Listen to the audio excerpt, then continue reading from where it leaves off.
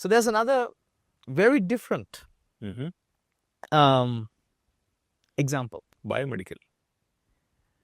Did you know that GMR sensors are also used a lot in many different biomedical applications?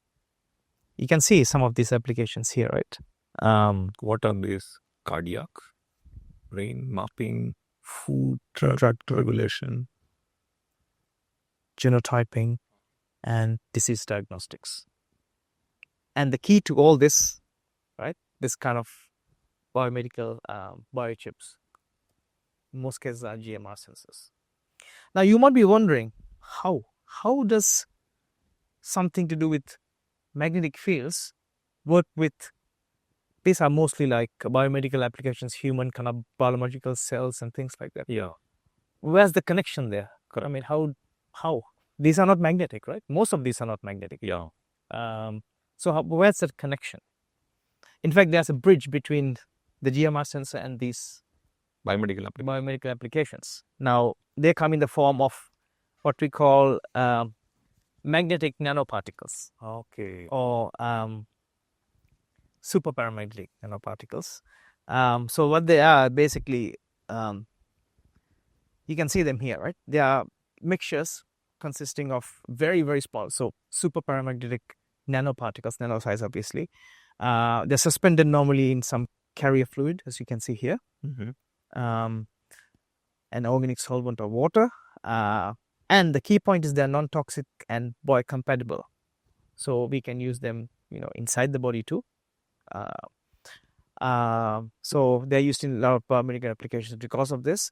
Now, if you look at the actual particle, you generally have these. So what does superparamagnetic means? The key point here is that superparamagnetic particles, they are magnetic domains in random orientations when there is no magnetic field. But once you apply a small magnetic field, they align. And then if you remove this magnetic field, again, they'll go back into your random orientations, right? Which means you can kind of very accurately control or manipulate them at the nanometer level. One of the advantages. Also, it has this kind of coating. Now, why that coating? So coating is, if you just have the crystals, they will coagulate with other, particles. So you have some kind of a form a bigger one. Right? But there's another very important reason why you have this coating, or this coating, let's say, gives a big advantage to these magnetic nanoparticles. For the biocompatibility? Yes, of course, for sure. Biocompatibility is the key point. And so when you have a coating, there's also this large surface area for binding of cells and biomolecules and all sorts of different things you can see here, right? Or you can modify it with specific functional groups required for applications based on specific interactions. So here you have your magnetic core, your polymer coating. You can see all the different things you can attach, right? Fluorophores, drugs, genes, spacers, ligands. And again, these nanoparticles themselves are used in a lot of other applications, like hypothermia, drug delivery, and magnetic imaging. So we are going to focus on this part here. So what we do with this, right, is because our cells or biomolecules or any kind of body fluids are not magnetic, what we do is we give them a unique magnetic signature. We tag them with this particle. Yeah. So any of these particles that you want to, let's say, you want to measure the concentration, for example, of a certain cell in your body, then those cells are not magnetic. But if you coat them, or if you coat the magnetic beads with those cells, then suddenly these cells are magnetic, right? So you give them you functionalize them, and you give them a magnetic signature. These cells will go and attach to those cells that you want to detect, is it? Yes. So that's exactly what we're going to show here. Okay. Right? So this is based on what we call an antigen or antibody reaction.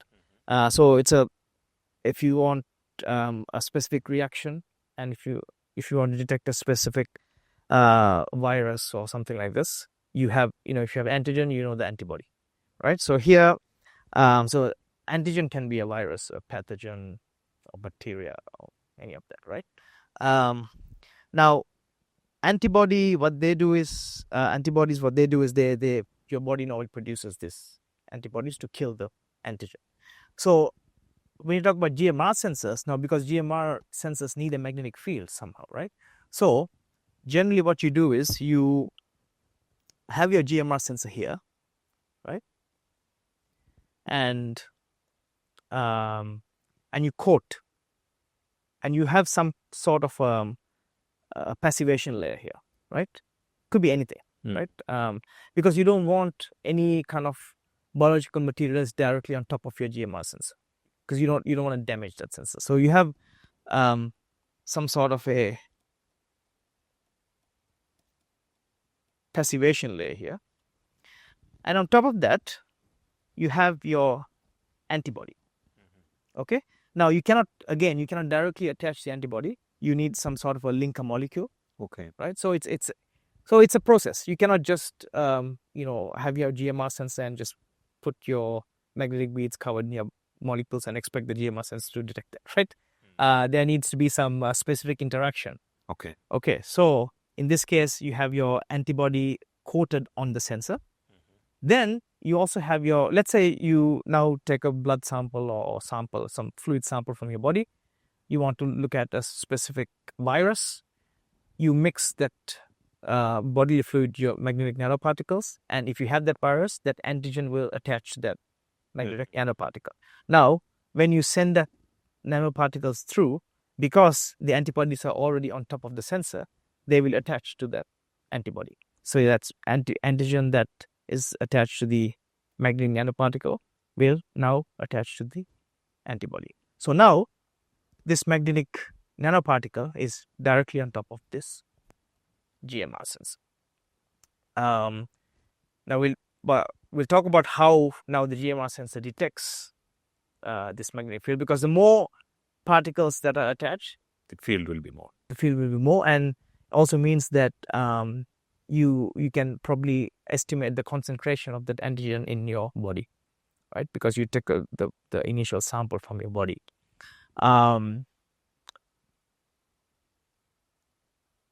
Yeah. So the other point is, if let's say, so we took a sample from your body. Let's say you don't have that antigen, right? So these magnetic nanoparticles, it will just flow. Will be bare particles. Correct. So even though everything's done here, it will not get attached. It will just flow. So that means you know that either the concentration is very low, or you don't have that antigen in your body. So this is kind of the basic principle of detecting. So this is a biosensor. This is a GMR biosensor. Before it had this completely different application, right? Again, another example is you could have a DNA probe, and you can have a magnetic nanoparticle that has the DNA target from your body. Then once you flow it through, it will get attached, and you can calculate the concentration or the amount of DNA targets you have in your body. So remember, all this is done at the micro nano level, right? Yes. So before with surge coils and flux gates, we were talking about quite big sensors, right? Which those sensors will be very hard to use in the applications we did. Yeah. So GMR is one of those sensors where you can go really, really small, which means you can work at the level of cells and biomolecules, as well as very small magnetic storage media. So size is very small, but the sensitivity is very high. Sensitivity is very high. And the nice thing is, because it's microfabricated, they can be mass fabricated. So each sensor will also be very cheap. It will be low cost. Low cost compared to, let's say, making a very expensive search coil. Yeah. And that could be quite expensive. But on the other hand, I don't think you can use something like this to measure something in space. Yeah. Right? Because its range is, it doesn't have that picotesla kind of resolution. Yes. The range, I think, for the search coils and fluxes are much larger. Yeah. So that's one of the bigger, main differences. So again, right? So if you're talking about magnetic sensors, even with the sensors that we talked about before, magnetic sensors, it really depends on the specific applications and the problem you're trying to solve. So I just drew this just to show how, for example, let's say you have a label with a certain biomolecule A that has to functionalize with a certain biomolecule B that is already on sensor. So here, if this is your GMR, you will have here your electrical contacts, which means you can give current here or come out here, and then you can measure the voltage here. Okay, so always think that this is like a resistor that's changing, but in this case, because of this nanoparticles. If you look from the top, this is what you look for. So this nanoparticle is magnetized. This nanoparticle is magnetized, yes. So, I mean, if you look at it from the top, then you'll see something like this, right? So let's say this is, in this case, you use aluminum here. And then this is your electrically active area. And then you have a spin valve here, which is your biologically active area. So in this case, you kind of go ahead and do that. But how do you... So this will be like a blood sample is collected, and then this instrument is used to sense the presence of... Yes, but there is some background work you have to do, right? First is that you have to coat the sensor with this... with the, let's say, if it's an antigen, then with the antibody, right? So that you have this passivation layer, and then you have this that you have to coat on top of the passivation. So the passivation layer is to protect the GMR sensor, and then from the other side, with you have to functionalize your beads with your body sample, body fluid sample. So two things must be done separately, and then you can pass through this and then detect it. So there's some background work to do, but people have now come up with some techniques to improve this process, even on chip sometimes. So this is what we call, kind of lab on a chip devices. Okay. Right? Or LOC. Lab on chip devices or, microfluidics. So this magnetic method is one of the ways to do this. Yes, there may be other ways also. Yes, I think there's also electrophoresis and capacitive methods. But optical methods. Optical methods, yes. But with something like optical methods, you will probably need a lot of different instruments to do that. But where's the magnetic field here? I mean, from our discussion of the magnetic hard disks, right? How do you think the GMR detects the presence of the beads? Because the beads, as I told you, when there's no applied magnetic field, they're in different orientation. Yeah. Right? They only show magnetic properties when you magnetize them. Then you keep a magnet below the magnet. Is it? Yes. Magnet or electromagnet. Okay.